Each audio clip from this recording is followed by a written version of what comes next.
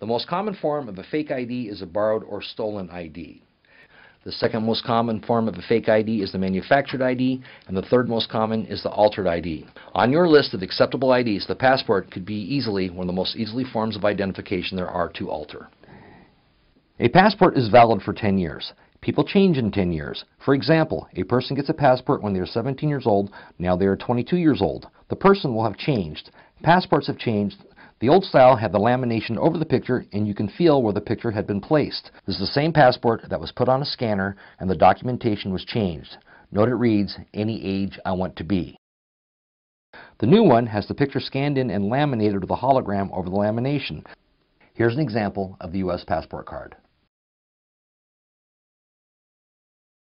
When someone uses a passport for ID, simply ask them for a second piece of ID. In fact, anytime you have questions on an ID, the first thing you should ask for is a second piece of ID. That would be anything with their name on it. You would prefer something with their name and photo on it, such as a student ID, an employee ID card, a bank card, etc. One thing should draw a red flag is if when you request a second piece of ID and the guest immediately responds with, "I don't have one."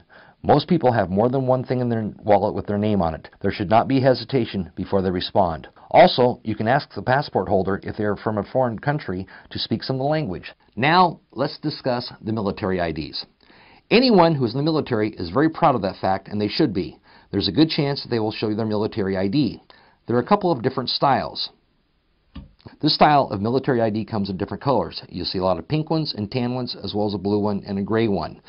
The problem with this ID is that the photo can be hard to see, and this ID gets handed off to younger siblings, friends, or whatnot all the time. The information can be photocopied and then applied to the ID, or a hot iron can be pressed into the ID and it'll pop open so the new information can be placed in, or the back seam can be cut open with an X-Acto knife and the new information placed into the ID. The ID will then be resealed. Well, a telling feature on this ID is this. This ID has been laminated over the top, which gives it one smooth edge and one sharp edge. Run your fingers over both edges. You can also ask a military ID holder this question: what's your last four?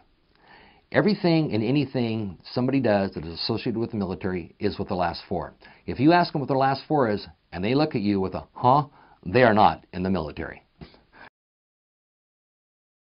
This new military ID is a credit card style. It is fairly thick. It has a color photograph. Most will have their armed force insignia, but some do not. It has a smart chip, but it does not have a physical signature. Instead, the signature has been encrypted on the chip, so it is on the ID.